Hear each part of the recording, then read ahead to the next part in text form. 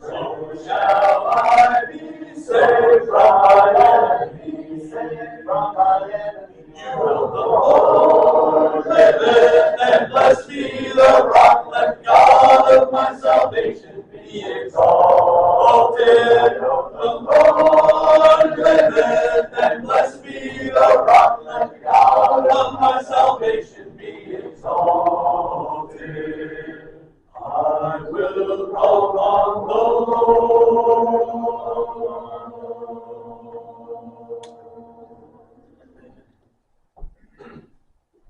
I haven't said this in this room. Well, that's not true. To this group of men.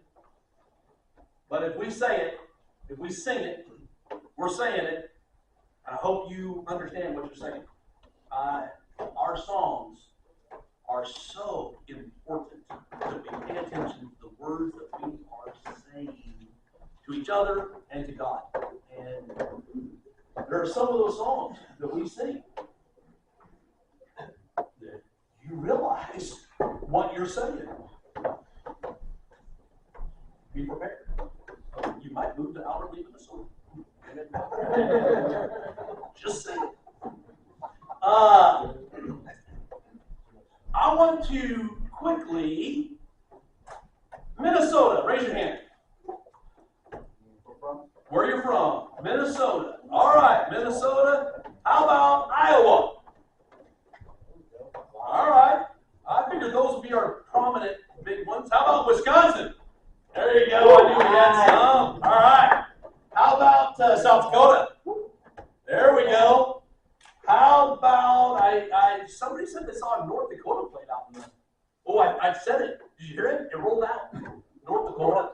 Yeah. But, I grew up in North Dakota, so I know how to say it. But then I moved to South Dakota, and you don't say Dakota in South Dakota.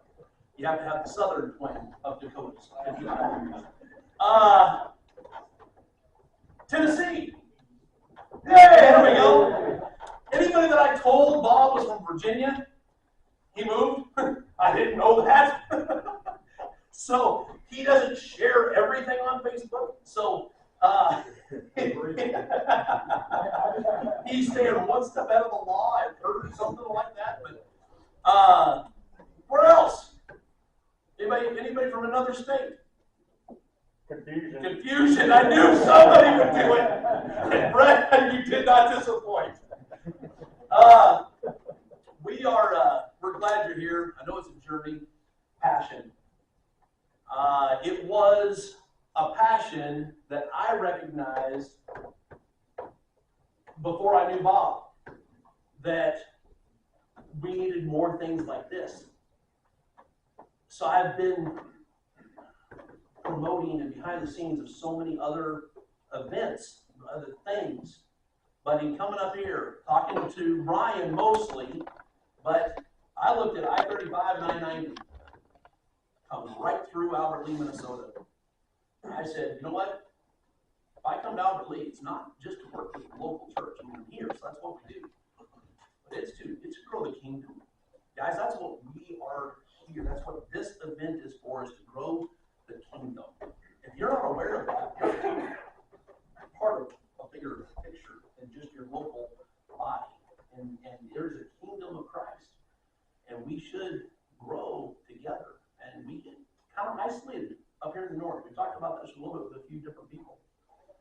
I'm from the north, so I get it. But I went south and found something different. And so what I saw, I wanted to bring back. Now, I never knew this area. My north was west. But we're no different here than the church is there. Very, very isolated. We're a long ways apart. So I appreciate you guys making the effort to come here. I'm going to tell you about Mighty Men. I asked that very first thing this morning. Mighty Men, if you haven't heard of it, it's this on steroids. But am I misrepresenting that? It is this on steroids. We, I don't know, last year 500 guys. Maybe. The food is not as good, but it's Stephen White. You get a cold cut sandwich, and you can same thing. Same white bread or wheat bread hamburger. Weak. But, you know, if you look at Steve, you would kind of look like Bob, you know, fit. You look at me, food. Food is important. White shirt and pulled pork were not the right ideas, though. I'm just going to tell you. My wife's got a work cut out for her on what I did to this. Mighty Men, something to consider. I don't have the dates for next year, but it's going to be January, February. Look it up on Facebook. You'll find it. First week in February. Thank you. That is, you can talk about your own stuff because I haven't been there, so I can't brag on it. All right. But you'll notice Bob is wearing a shirt. So this one hasn't been talked about today. Excel Still More is the shirt that he is wearing. And Excel Still More is I guess it's a Wednesday through Saturday study now, and they're going to do the second half of Romans this next year, and it's now in January, and then moved it to Oklahoma City, so it's a much easier get in and get out process there, but awesome. I can't tell you more good things about Excel. And besides Still Waters is I just those three. If there is anything on your radar, those three are bite-sized and attainable. There are other great things out there, but those three I can put my personal seal of approval on. They're solid, great things that will encourage you. So I would point to those, and each of them have a little different purpose. So I think find what it is for you. Oh, I know what it is. Next year, Ryan, Jason, we heard back during lunch. I texted him and said, I need to know. He doesn't know yet how he's going to do it. But Chris Donovan from Kensington Woods in Hattiesburg, Mississippi, will be here next year. We are still going to have to nail this down, but he's looking at October 24th as the better weekend for him. I gave him some options. So October 24th is tentatively next year's Ironman with Chris Donovan coming. I'll just tell you, I won't tell you what he's going to talk about because it doesn't matter what I tell you. He's going to talk about what he's going to talk about. And when you meet Chris, you'll understand. He is a force. And I love Jonathan. I love Bob. Man, do I love Chris. This guy is just as real of a guy. You know Chris, don't you? No, oh boy. You guys are in for a treat. He is not on the circuit. He is not a well-known public speaker. He is a hillbilly. So he talks like a hillbilly. So you'll enjoy that if you have ever wondered what hillbilly talks like. But Chris will be here, Lord willing, October 24th of 26.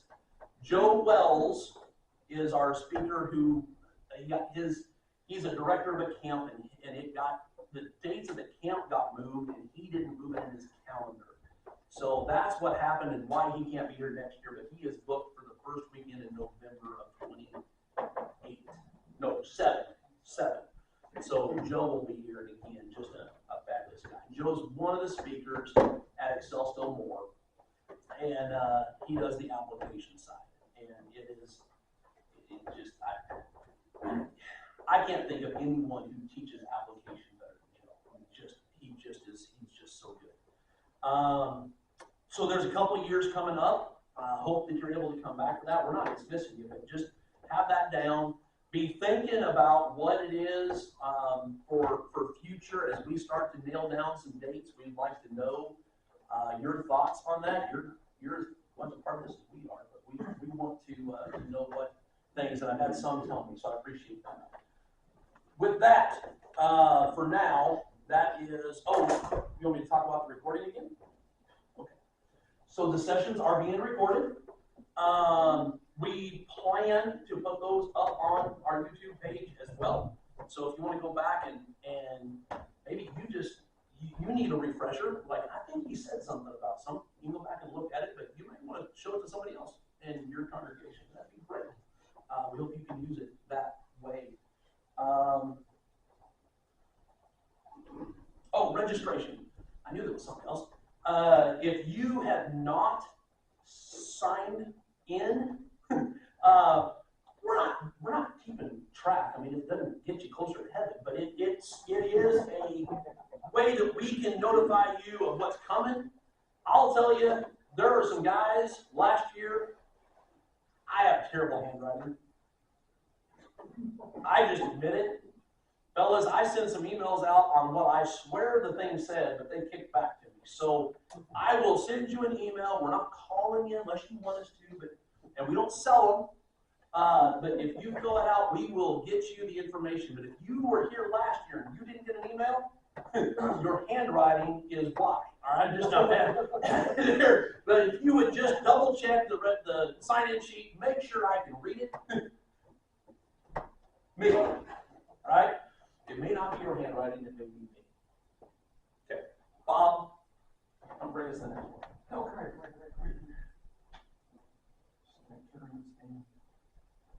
Spot. Oh, and lunch.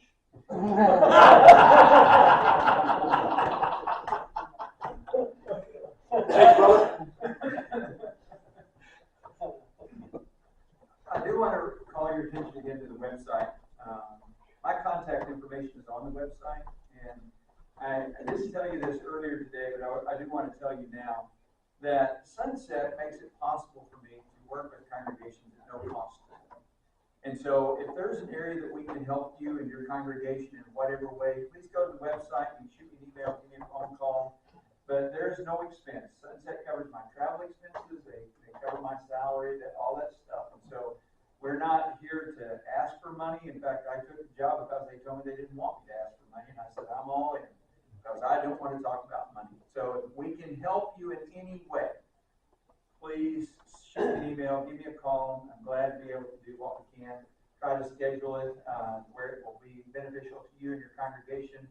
If there's some specific things that your congregation you feel like would be beneficial, just let me know. We can kind of talk through that and figure out how we can get up here and help. So I'd love to be back in this area helping out, so please let me know. I don't put a lot of stock, I should say, in fortune cookies. But I don't know if you're like me, I've opened a few interesting fortune cookies in my life. And as we kind of move into this area that we're going to be talking about, the character of a godly leader, I always think about the fortune cookie that probably made the biggest transition in my life. I was working in Bear Valley, and they asked me to take a job directing their international school program. I didn't even have a passport at the time.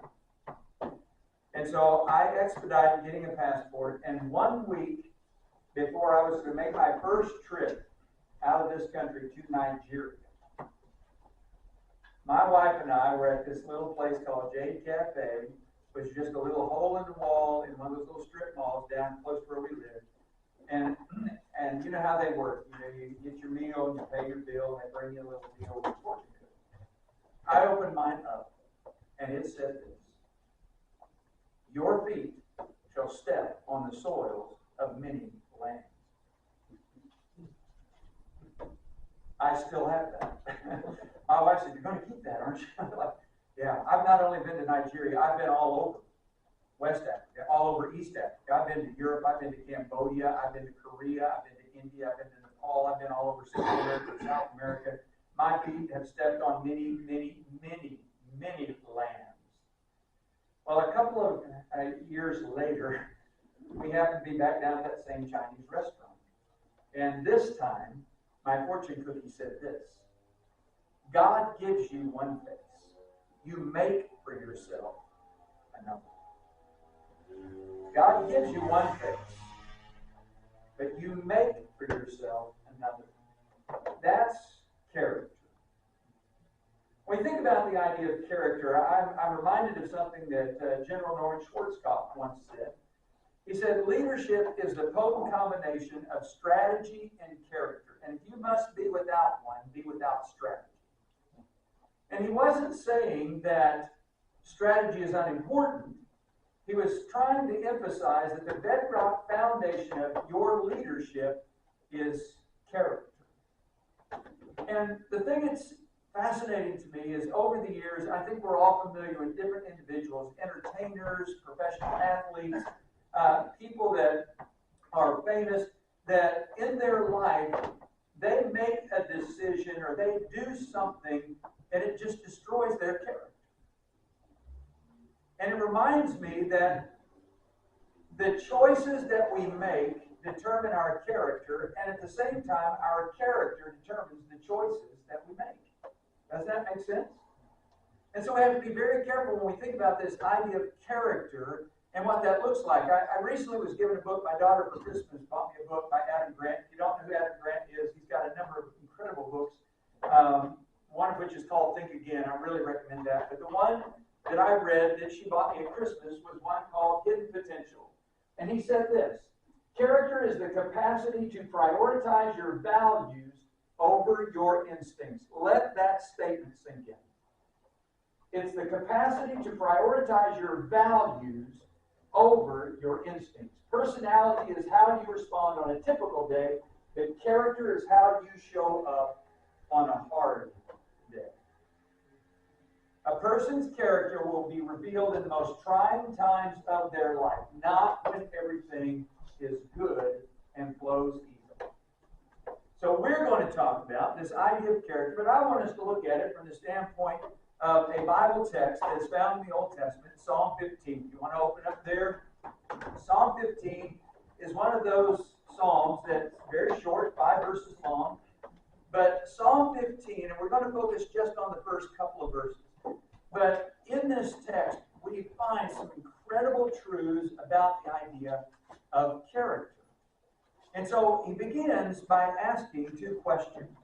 O Lord, who may abide in your tent, and who may dwell on your holy hill? Now, I used to think that this was what they referred to as a Hebrew parallelism, which is the idea of saying two different things, but really meaning the same thing. And when I went to looking at this text, it's really not. It's 2 different questions. Because the first is this idea of, oh Lord, who may abide in your tent? That word abide is a word that has to do with walking into.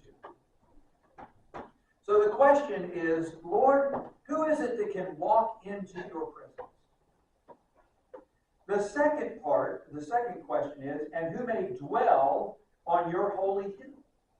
That word dwell means to stay. So it's not just who is it that can walk into God's presence, but the second part is who can stay in God's presence. And he answers that question for us in verse 2. The one who walks with integrity, who works righteousness, who speaks truth in his heart. So I want us to spend a couple of moments talking about those 3 words, the first of which is integrity. So I'll just ask you, how do you define integrity?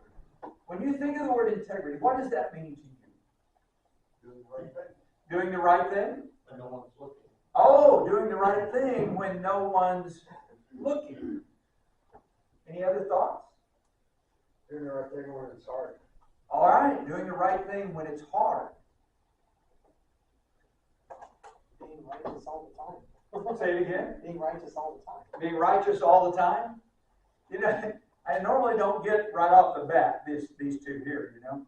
Doing the right thing when no one's looking. I asked that question one time, and a guy responded by saying, it's doing the right thing when no one's watching, even if it costs you something. I thought, wow, that's pretty significant. The interesting thing about this word is translated integrity. Some translations use the word blameless or upright. And this word is most often translated in the book of Leviticus in connection to the idea of sacrifices. They were to be whole. They were to be complete, well-rounded is the mindset. There were no blemishes on the sacrifice there. It was to be whole.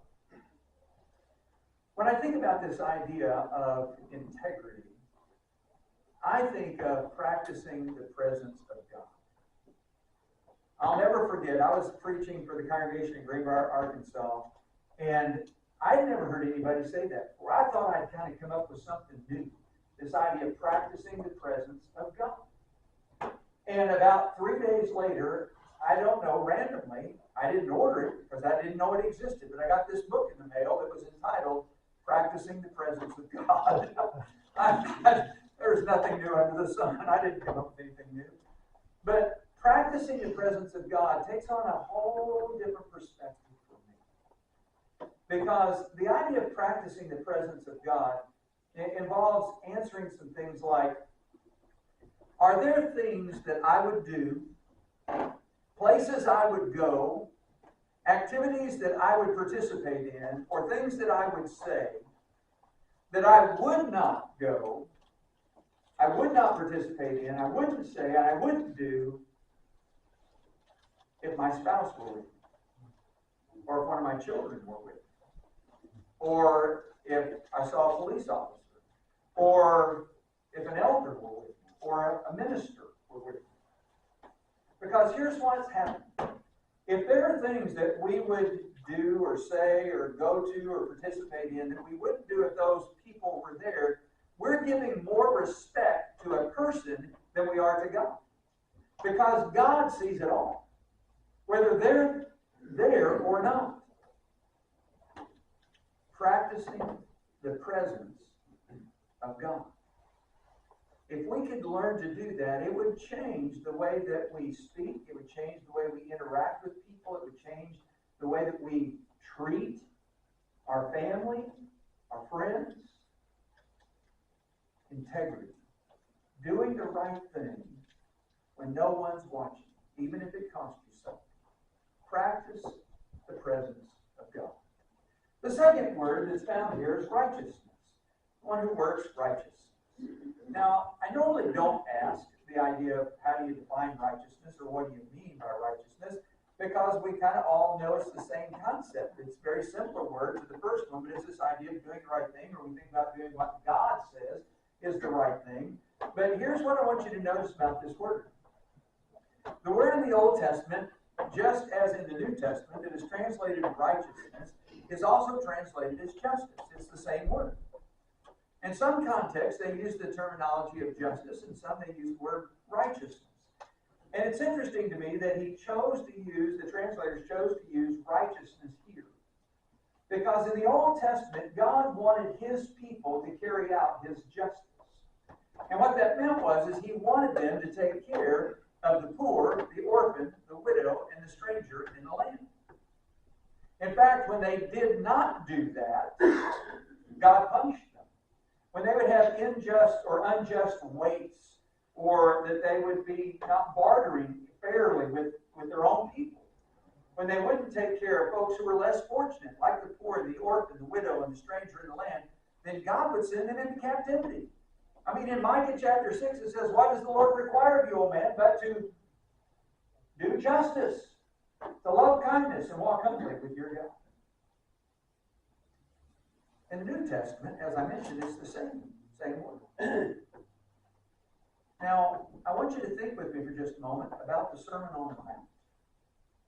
Because this word in our translations is most often translated as righteousness. But I want you to think about who the people are that Jesus is speaking to. Because he's speaking to Jews that would have understood the justice of God of the Old Testament. Now, I'm going to mention a couple of passages here in the Sermon on the Mount, but I'm not going to use the word righteousness. I'm going to use the word justice. And I want you to think for just a moment about the idea of the context with which these words are used and the verse in which it is stated. It begins in chapter 5. Blessed are those who hunger and thirst for justice, for they shall be satisfied. In chapter 6, we mentioned this passage earlier in verse 33, seek first the kingdom of God and his justice, and all these things will be added to you. Have you ever thought about why God or Jesus in this particular text says, seek first the kingdom of God and his justice. I mean, wouldn't seeking first the kingdom of God include everything? I mean, why did Jesus say, and his justice? Well, when you think about the context, Jesus says, why do you worry about what you're going to eat? Or what you're going to drink? Or what you're going to clothe yourself with? The Gentiles seek after all these things. Your Father in heaven knows that you need them. Seek first his kingdom and his justice, and all these things will be added to you. Now, beautifully placed in between these two bookends, in chapter 6, verse 1, it says, beware of practicing your justice before men in order to be seen by them. Otherwise, you have no reward from your Father who is in heaven. Now, I may be wrong, but in the very next verse, he talks about giving to the poor.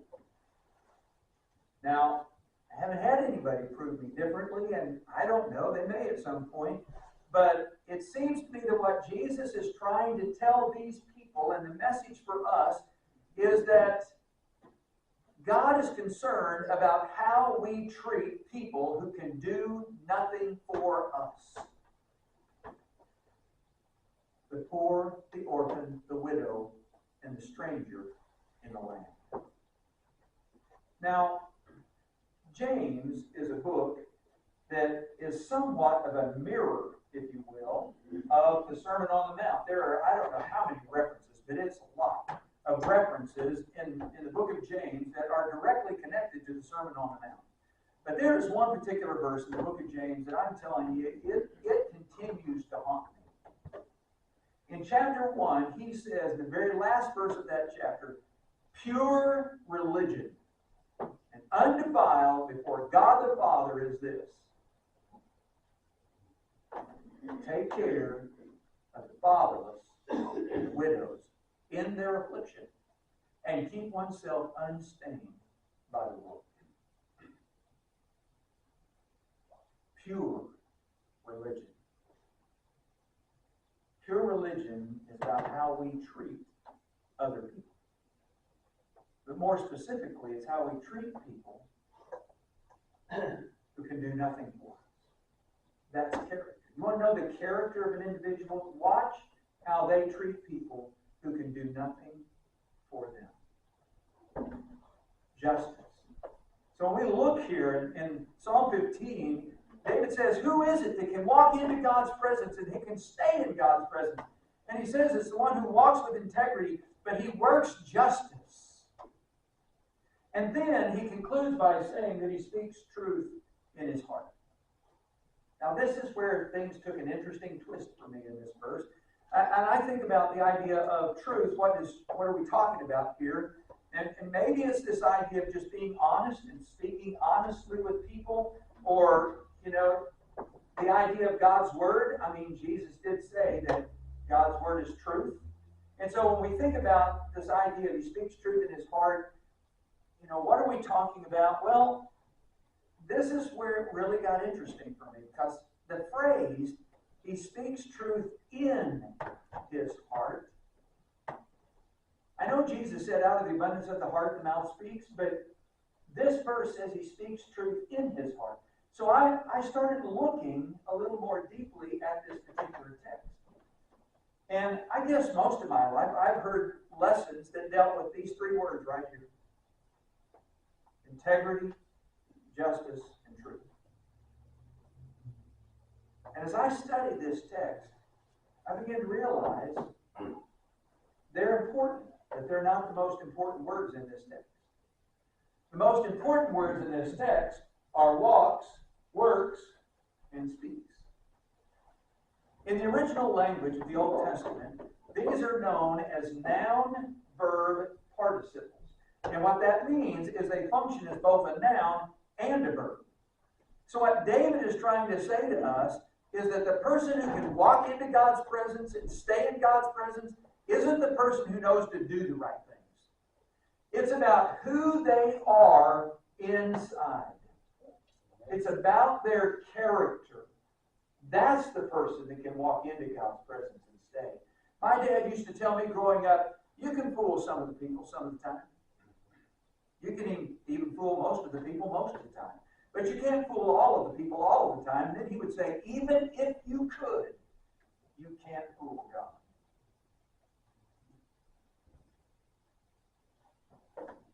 I've said for a number of years now that worship is not an act. It's not 5 things that we do on Sunday. That's not worship. Worship is not the act. Worship takes place in the heart. Because I'm telling you, every Sunday across this country, there are people who sing the songs, say the prayers, eat the Lord's Supper, give their money, and hear the sermon, and never worship God. I mean, Jesus did kind of talk about that, didn't he, when he said, this people honors me with their lips, but their heart is far from me. And in vain do they worship me, teaching as commandments the doctrines of men.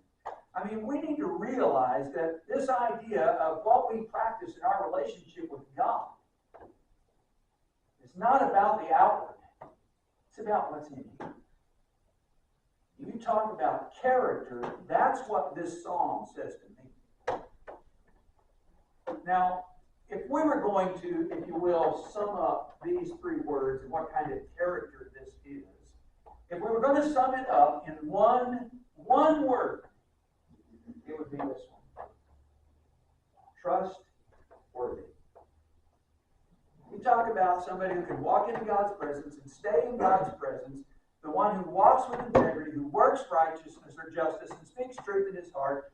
That is a person that is worthy of someone's trust. Now, I like to tell this story, and especially since we got Longhorns here and Sooners here and Golden Gophers here. Is that right? You're right. I don't know where you're from and what you're saying. I'm from Arkansas for the most part. And I'll never forget when I was preaching at Greenbrier, I got asked to lead the prayer at a Chamber of Commerce banquet one year. And the guest speaker was Houston Nutt. That tells you how long ago this was. He was the head football coach for the Arkansas Razorback football program. And so when he got up to speak, I started taking some notes. I thought maybe I'll learn something here to be useful.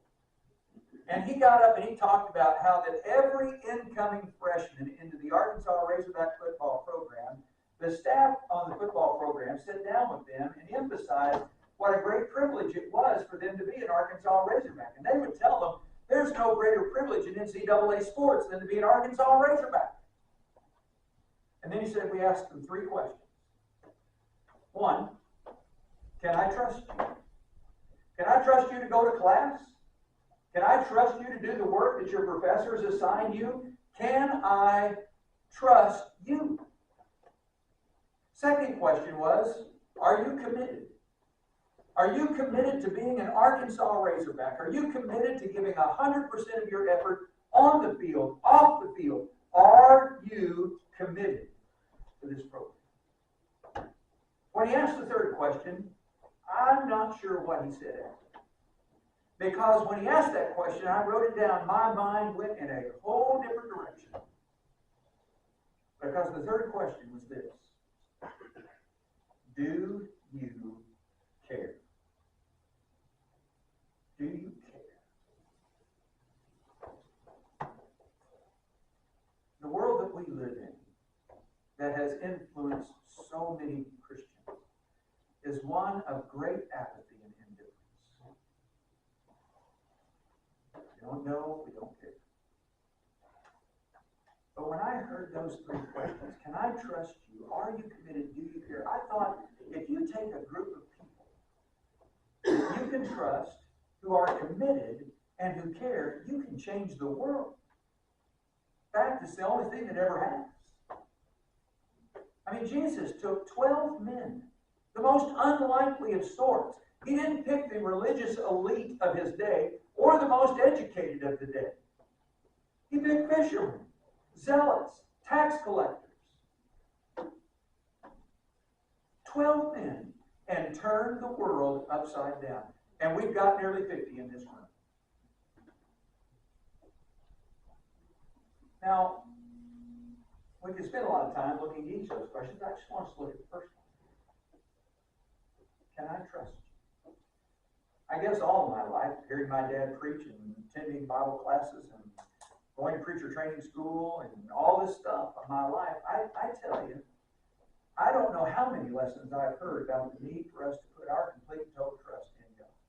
In fact, to just give you perspective, I'll never forget the first time I was about to preach my first sermon to a group that was larger than about 10. I was getting ready to go to preacher training school, not that I was ready to start preaching. And my dad wanted me to preach for the congregation there at East Alameda in Aurora, Colorado. And so that Sunday night, I'm sitting on the front row. I guess he thought I was a little fidgety, and he said, "Son, are you nervous?" And all my mind, I was thinking, "Yep." I mean, I'm scared to death. He opened up his Bible, the Proverbs, verses 5 and 6, and he said, "Here, read this. You know the verse. Trust in the Lord with all your heart, and do not lean on your own understanding. In all your ways acknowledge Him. He will make your path straight." I know what the Scripture teaches about the need for us to put our complete and total trust in God. That's not the question I want you to think of. The question is, can God trust you? Can He trust me? Now, as we examine this idea of being trustworthy, I mean, it kind of starts here, doesn't it, in our relationship with God? Can God trust you and me? Can He trust us to be good students of His Word? Now, I don't want you to misunderstand what I'm about to say, because I think there's a lot of benefit in people who want to read the Bible through in a year. I think that's a great thing if they can do that. It just doesn't work well for me. It's one of those things I get behind a day or two, and then I'm trying to catch up. And if you're like me, I go through it so fast I couldn't tell you what I read in the first word and when I finished the last. I'm just trying to check the box that I did my daily reading, and it just doesn't work for me. So what I have to do is this: I have to find a book that I want to study, and I have to read it over and over and over and over and over again. For the last, probably the last 3 or 4 months, I've been reading the Gospel of Matthew. I'll read 5, 6, 7 chapters, kind of whatever time allows.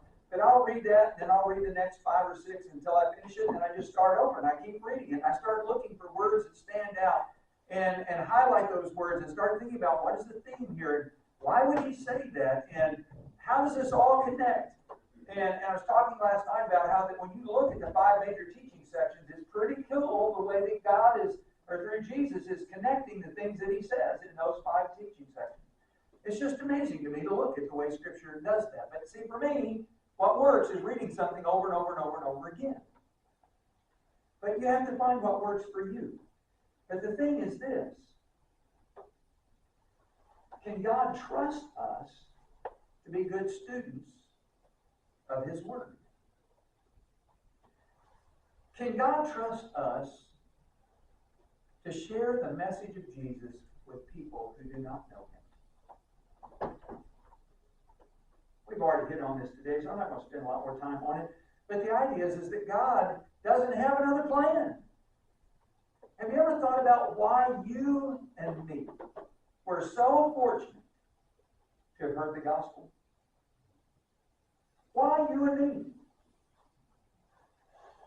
When there are billions of people that don't even know the name of Jesus, why were you and I so fortunate to have heard the gospel? I have a friend of mine who says no one has the right to hear it twice until everyone's heard it once. Think on that for a few moments. Can God trust us to share the message of Jesus with people who don't know Him? Can God trust us to love His church? Here's another interesting fact. The church has never been more divided in its history than it is today. From the very beginning of the church, it has never been more divided than it is today. And I'll tell you, it blows my mind to think about what people have divided over. Shameful, really. We can't seem to find a way to work together. We're looking for ways not to. Can God trust us to love His church? You know, Jesus died for it. You would think that we could love it the way he did. Here's another one. Can God trust us to lead his church?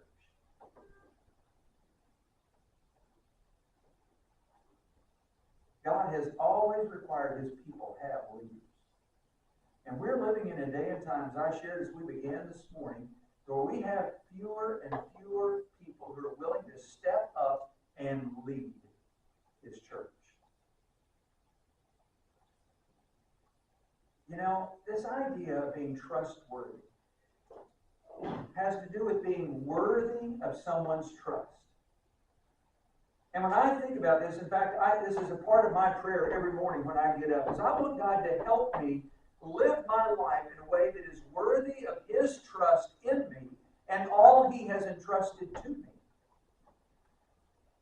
Can God trust you and me? But then we have this idea of the relationship to his people.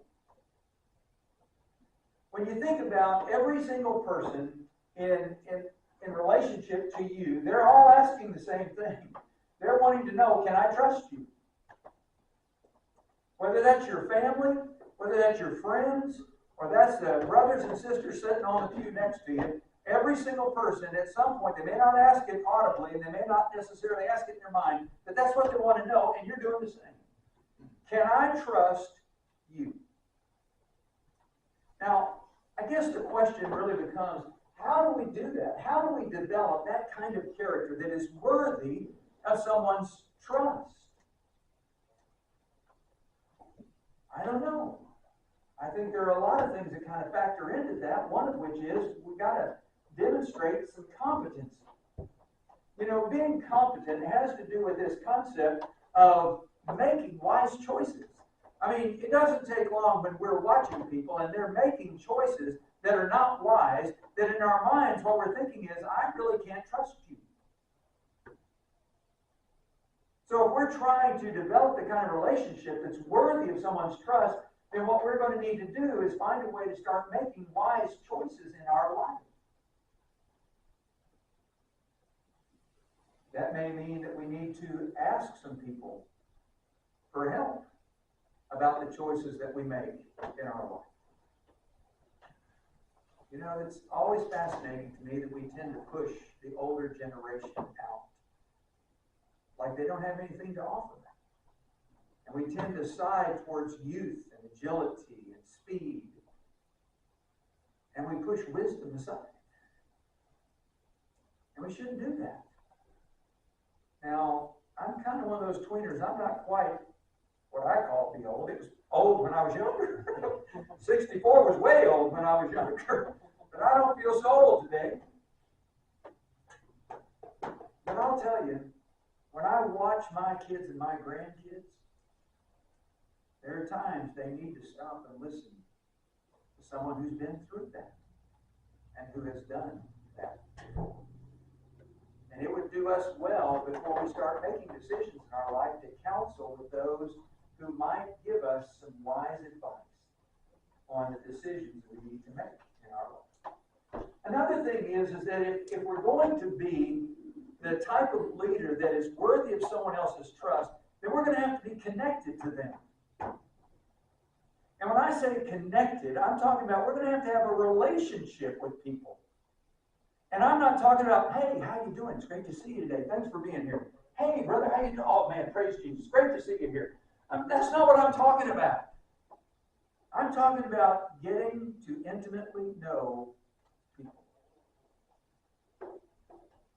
Now, I don't know you personally. And so the statement I'm about to make is not something that's an indictment to anyone in this room. Please know that. But I ask shepherds all the time, would it surprise you to learn that 2 out of every 5 people sitting on your pews on Sunday morning struggle with pornography addiction? Do you know your people that well? Do you know what they struggle with? Do you know what tempts them? Do you know what their challenges are? Do you know what's happening in their life? Now, I'm not talking about facts. about them. I'm talking about, do you know them? To have the kind of relationship that they know that when they're struggling with something, they can come to you. Are you connected to them? Because if we're going to develop the kind of relationship with people that we're connected to them, then that's how we're going to start developing trust. Is because they know. And when I say those things, I'm talking about it needs to be a safe place. You know, one of the new terms that we see used a lot concerning corporate and businesses and stuff like that is this idea of psychological safety. In other words, is it safe for me to disagree with you? Is it safe for me to say something that you might not like? Is it safe for me to criticize you? I mean, is this a space where it's safe for me to say whatever's on my heart? Well, unless we create that kind of space for people, it's going to be very difficult for them to trust us. So when we think about this idea of the type of character of godly leader, being worthy of someone's trust, beginning with God, living a life that is worthy of God's trust, and worthy of the trust of others who are following, I've got 3 suggestions, and then we're going to take a short break. This first is guard your decisions. Guard your decisions. Now, I've already been hitting on this quite a bit, so I'm not going to spend a lot of time here. But as we began this lesson, the thing I mentioned to you was the choices that you make in life determine your character. And your character will determine the choices that you make in your life. And so we have to kind of come full circle here to recognize that we need to guard those decisions. Don't make quick, rash decisions in your life. Now, everyone in this room, we're going to make millions of choices in our life. Most of those choices are inconsequential. Choosing whether I was going to wear a belt today or not didn't matter a whole lot because I was going to cover it up and you'd never see it anymore. I don't have much of a choice on my hairstyle, so that really doesn't count for very much now, does it? You know, choosing whether I was going to wear jeans or I was going to wear some kind of khaki pant. Well, because it's 40 degrees outside, I chose to wear jeans. I mean, you know, those choices are inconsequential. They mean nothing. But there are some choices you're going to make in your life that have grave consequences. Who you marry, where you live, the career you choose for your life, whether you're going to have children or not, how you raise those children, the activities that you participate in, that can damage your character. Guard your decisions. Seek counsel through prayer with God first, and listen to the wise counsel of the people that He puts in your path. You remember in the Old Testament when Solomon dies and Rehoboam comes to the throne, his son. And the people of Israel came to Rehoboam and they asked to have the load lightened for them. And Rehoboam did what everybody should have done. He sought the counsel of the elders who ruled with his father. And they told him that if you will give the people what they ask, they will follow you forever. But he also sought the counsel of the younger generation that was his peers. And they said to him, you need to make it harder for them. They need to know that your little finger is thicker than your father's thigh. And where he beat them with whips, you're going to beat them with scorpions. You had a choice to make. He didn't make the right one. He chose to listen to the advice of that younger generation. And as a result, it divided the kingdom. He was left with 2 tribes, and the other 10 followed Jeroboam in the north. Guard your decisions. Number 2, you got to strive for consistency. Are you going to be perfect? No. No, no, no. We're never going to be perfect. There was only one who ever lived that was perfect, and that was Jesus. But you see, the thing about faithfulness is not about being perfect. Faithfulness is about being consistent. It's about striving to do the things that are consistent in our life. Now, I mentioned as we began this quote from Adam Grant about character, and he talked about the idea of values over our instincts. I don't know if you have ever sat down and thought about making a list of your values for your life, but I would urge you to do that. Sit down and make a list of those values in your life that you are not going to change. These are the values that are the core of who you are, and they dictate the direction of how you live your life. And when you do that, you need to sit down and make a list on one side of the paper of what you're not willing to do, and on the other side, put down what you are willing to do. And then don't let anyone or anything deter you from those values. Because when you have biblical, godly values, there may be times that you have to make choices that do not align with the people around you. Because as the old statement is, what is popular may not always be what is right, and what is right may not always be what is popular. But choose to do what's right. Be consistent. Now I'm going to take just a couple moments to tell you about this last one, and then we'll take a break. I don't know if you're familiar with this terminology or not. Avoid getting in the box. I attended a workshop in fact, it was called Focal Point in San Marcos, Texas. This has been a long time ago, several years back. Wayne Jones was minister there. Steve Higginbotham, who is from Knoxville at the Carnes congregation, happened to be there that year speaking. And he made reference to a book called Leadership and Self-Deception. And I turned to my son, my oldest son was with me at the time, and I said, I think that'd be a cool book to read, just based on what he was saying. And so when we got home, that book was sitting on the table. My son had ordered it while we were there and had it shipped to the house. And so when I got home, there was that book. And I'll tell you, that book it's not what you think it is. It's just a story, it's a narrative. But this book on leadership and self-deception is one of 3 books in a series. The first is called Leadership and Self-Deception. The second is called The Anatomy of Peace, Resolving the Heart of Conflict. And the third is called The Outward Mindset, Seeing Beyond Ourselves. There's no author, per se, by name. They are published by the Arbinger Institute, A-R-B-I-N-G-E-R.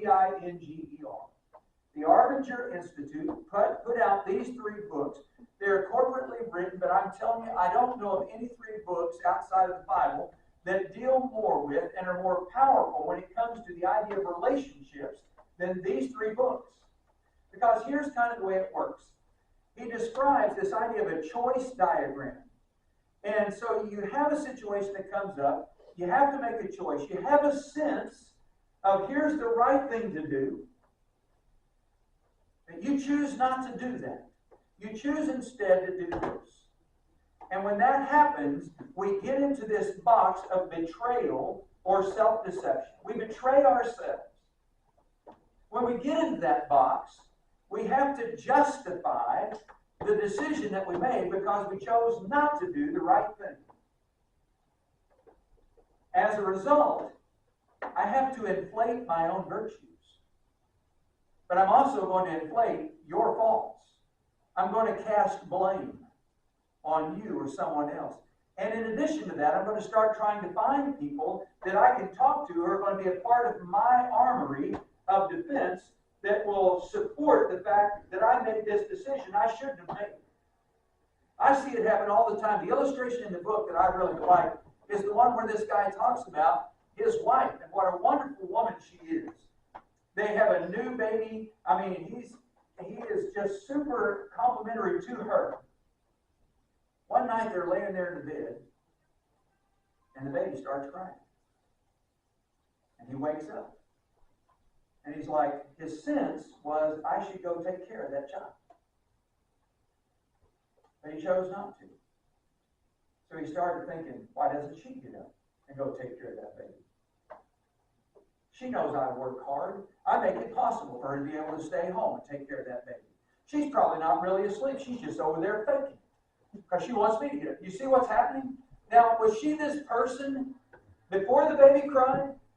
No. It was when he chose not to do what he knew was the right thing that happened. And that's what happens with us.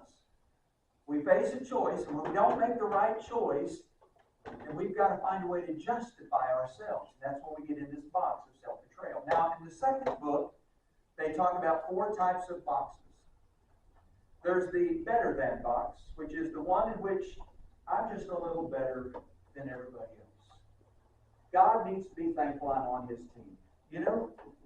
Then the opposite side of that is the less than box, which is the box that's just kind of the pity party of woe is me. You know, if I'd been born in a family that had this, I wouldn't be in this shape today. That mindset. The third box is the I deserve box. Now this one's interesting to me because for years I've thought that's this generation that's coming up. They just feel so entitled that they deserve to be able to go to school, come out of school, driving a Lamborghini, living in a $500,000 house, and fill in the blank. And I'm like, wait a minute. You know, I'm a little entitled myself.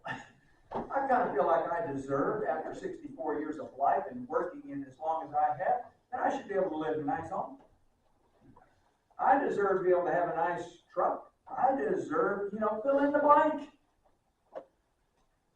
But the fourth box is the one that I call the Christian box. It's called it's the must be seen as box. Here's the way this works. When my wife and I were married and we had kids, this was back in the day when car seats weren't required, where 2 boys were standing up in the back seat and we're on our way to Bible class. And those kids started fighting. I got mad. Cheryl and I started fighting. And we got to the church building, got out, and the first thing that happened was, "Hey, brother, how you doing? It's great to see you. Praise Jesus. Isn't it great to be a Christian?" And then as soon as we got back in the car afterwards and headed home, we picked up where we left off. Why is that? Because we feel like we need to be seen a certain way when we come inside the church. We don't want people to know we got problems. We don't want people to know that we were just fighting. We don't want people to know that we've got this stuff going on. Well, guess what? People know because they got the same stuff going on. And instead of this becoming a place of refuge where we can relate to one another and help one another, instead we feel like we've got to feel like we're above all of that. And then in our private lives, we can deal with those struggles. Better than, less than, I deserve, and must be seen as. And here's the interesting thing. I can be in one box toward you, and at the same time I'm in a different box towards you, and in a different box towards you, and another box towards you, all at the same time. Because I am just a little better. But I'm not as good as you. But I want you to see me in a whole different light. And you just need to know I deserve better than you. I mean, that's the way we do it. And the only answer is in the third book. And that's the outward mindset. The outward mindset is about, I have got to not see people as objects, but I've got to see them as people. That I need to make decisions, I need to do the things that are going to make their life better. Every decision I make, every word I speak should be with the intent of making things better for you. It's not about me, it's about you. We got to learn how to stay out of the box. Because the only way to stay out of it is when we have the outward mindset. And isn't that what Paul said? We need to think more highly of others than we do of ourselves. We got to see them as souls in need of Savior. And that I might be the answer to that. When we think about this idea of character, having a godly character, that's certainly the idea that we need to get from Psalm 15. And developing the kind of character that is worthy of someone's trust. And that's how we do it. Let's take a break, stretch your legs for about 10 minutes, and we're going to wrap this thing up and talking about this concept of developing the next generation.